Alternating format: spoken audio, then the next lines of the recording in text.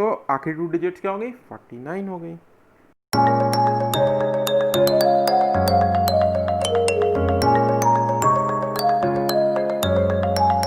Hello दोस्तों, welcome back to the channel. और मैं आशा करता हूँ जो आखिरी वीडियो में हमने साइक्लिसिटी का कंसेप्ट देखा था उसमें आपने अच्छे से समझ लिया है और उसके बेसिस पे आपने कुछ क्वेश्चंस भी सॉल्व किए हैं, जिससे कि आपको यूनिट डिजिट अगर किसी भी नंबर या प्रोडक्ट की निकालनी है तो आप आसानी से निकाल सकते हैं। तो आज की वीडियो में मैं उस कंसेप्ट को थोड़ा आगे ले जाऊंगा और आपको ये बताऊंगा कि अगर लास्ट 2 डिजिट पूछ ले क्वेश्चंस में कैसे निकालनी है तो वो कैसे निकालता है। यूनिट डिजिट आपने सीख ली है साइक्लिसिटी वाले प्रिंसिपल से कैसे निकालनी है। अब मैं आपको आखिरी 2 डिजिट्स कैसे निकालनी है ये दिखाऊंगा इस वीडियो से। तो दोस्तों मैं कुछ 4 पर्टिकुलर केसेस लूंगा जो आपको अलग अलग सिनेरियो समझाएंगे और उन केसेस में आखिरी 2 डिजिट कैसे निकालनी है वही समझेंगे, क्योंकि जनरली ये क्वेश्चन लास्ट 2 डिजिट्स नहीं पूछा जाता है, generally last digit unit digit ही पूछी जाती है। फिर भी अगर कभी क्वेश्चन में लास्ट 2 डिजिट्स पूछ ले तो वो स्पेशल केस में ही पूछेंगे। उन केसेस को मैं दिखाऊंगा, 4 पर्टिकुलर केस जिनके की क्वेश्चंस आपसे पूछे जा सकते हैं। तो आइए शुरू करते हैं। अब 4 केसेस क्या क्या हैं ये मैं आपको इंडिविजुअली एक एक समझाता हूँ आपको। तो पहला केस क्या है कि ए और बी नेचुरल नंबर्स हैं। नेचुरल नंबर्स क्या होते हैं ये आप क्लासिफिकेशन ऑफ नंबर्स में आप समझ ही चुके हैं कि नेचुरल नंबर्स क्या होते हैं। और यदि आप इनको अच्छे से क्लासिफिकेशन ऑफ नंबर्स समझना चाहते हैं तो आप जो आपकी स्क्रीन पे इस समय लिंक फ्लैश कर रहा है उसको क्लिक करके हमारी उस क्लासिफिकेशन वाली वीडियो को भी देख सकते हैं। तो पहला केस है कि अगर ए और बी नेचुरल नंबर्स हैं और ए के लास्ट में एक जीरो है। अगर ए जो भी नंबर है कितना भी बड़ा हो 5 6 7 8 9, लेकिन उसके आखिरी में जीरो है एक, और जो बी है वो ग्रेटर देन 1 है, यानी जो उसकी पावर है वो एक से ज्यादा है। तो अब ये तो बहुत ही सिंपल है, अगर लास्ट में एक जीरो है और अगर पावर उसकी 1 से ज्यादा है यानी 2 है मिनिमम, तो जीरो लास्ट में है तो 10 का स्क्वायर 100, तो लास्ट की 2 डिजिट हमेशा जीरो ही आएंगी। ठीक है, अगर कोई भी नंबर है 20 है सपोज करो, या 520 आपने कोई भी नंबर ले लिया, आखिरी में जीरो है और उसकी पावर मैं कर देता हूँ 1 से ज्यादा यानी 2 कर देता हूँ। अब उसका कुछ भी स्क्वायर होगा तो 10 का स्क्वायर 100 जो है 20 के 520 के बीच जो जीरो है उसका स्क्वायर जो होगा 2 जीरो अपने आप ही दे देगा। तो इस केस में आपने याद कर लेना है कि अगर किसी भी नंबर के पीछे जीरो है और उसकी पावर 1 से ज्यादा है तो हमेशा आंसर में जो लास्ट की 2 डिजिट्स होंगी वो 0 0 होंगी। ठीक है, ये तो बहुत आसान केस है। आइए अब अगला देखते हैं। अब अगले केस में क्या कह रहा है, ए की पावर बी वही नंबर है और ए की जो लास्ट डिजिट है वो क्या है, 5 है। ए की जैसे पहले केस में 0 थी लास्ट डिजिट, इस केस में ए की लास्ट डिजिट 5 है और बी की पावर क्या है, जो बी है वो 1 से ज़्यादा है, वही केस है। इस केस में अगर लास्ट में 5 है तो हमेशा जो लास्ट की 2 डिजिट्स आएंगी वो 25 ही आएंगी। ये आपको याद हो जाना चाहिए आसानी से, बहुत आसान से। 5 का स्क्वायर याद कर लीजिए, आखिरी में 25 ही आएगा हमेशा, चाहे उसके आगे कितना भी बड़ा नंबर लिखते हुए क्वेश्चन पे। ठीक है, तो लास्ट डिजिट अगर 0 है तो 0 0 रहेंगी 2 डिजिट आखिरी की, और अगर लास्ट 5 है तो 25 रहेंगी। ये 2 बहुत सिंपल केस थे। अब आते हैं 2 जो टिपिकल केस हैं जो आपको याद करने हैं फॉर्मूले के बेसिस पे, वो देखते हैं।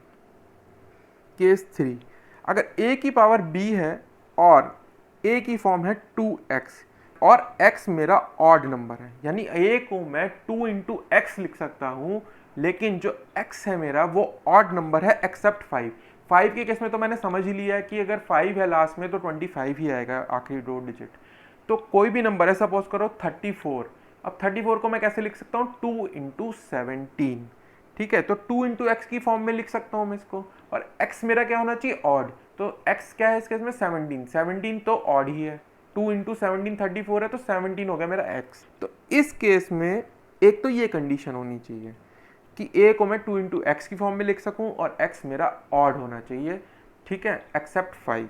और b क्या होना चाहिए, b की फॉर्म होना चाहिए 40y प्लस 1, यानी कि b जो है चाहे कितनी भी बड़ी पावर है उसको मैं ब्रेक करके इस तरह लिख सकूं 40y प्लस 1, यानी कि सपोज करो b मेरा अगर 241 है तो मैं इसको ऐसे लिख सकता हूँ 240 प्लस 1, तो 240 मेरा 40 का मल्टीपल है। ठीक है, तो इस फॉर्म में मैं ब्रेक कर सकूं b की पावर 40y प्लस 1 की फॉर्म में। तो इस केस में आंसर क्या हो जाता है, लास्ट 2 डिजिट होंगी 2x प्लस 50। ये आपको याद कर लेना है, ठीक है। 2x प्लस 50 की फॉर्म में आंसर आएगा आपका। जो भी इसकी डिजिट होगी 2x प्लस 50 की लास्ट 2 डिजिट्स होंगी वो आपका आंसर होगा। तो अगर 34 टू द पावर 41 है सपोज करो, तो इसका आंसर क्या हो जाएगा, x क्या है मेरा 17, आंसर क्या हो गया 2 इंटू 17 प्लस 54, यानी कि 34 प्लस 54 यानी 84 हो गई लास्ट 2 डिजिट्स किसकी, 34 टू द पावर 41 की। आई होप ये क्लियर होगा। अब देखते हैं एक आखिरी केस, अगर a to the power b है और b जो है वो 40y प्लस z है, 1 नहीं है z है, तो इस केस में लास्ट 2 डिजिट्स क्या होंगी, जो कि लास्ट 2 डिजिट्स हैं a to the power z की, सिंपल, ठीक है। तो ये आपको 2 केस याद करने हैं, a to the power z हो जाएगी 40y प्लस z, अगर आप b को लिख सकते हैं 40y प्लस 1 लिख सकते हैं, तो आंसर हो जाएगा 2x प्लस 50, ठीक। अब क्वेश्चन देख लेते हैं। अब 34 टू द पावर 121, अब 34 को कैसे लिख सकता हूँ मैं, 2 इंटू 17, तो ये कंडीशन तो ये सही होगी मेरी थर्ड केस वाली। और 121 को कैसे लिख सकता हूँ, 40 का मल्टीपल प्लस 1, तो ये मेरी थर्ड केस हो गया। तो इसकी यूनिट डिजिट क्या हो जाएगी, 2x प्लस 50, 2 इंटू 17 प्लस 50 यानी 84, इस केस में आखिरी डिजिट हो गई 84।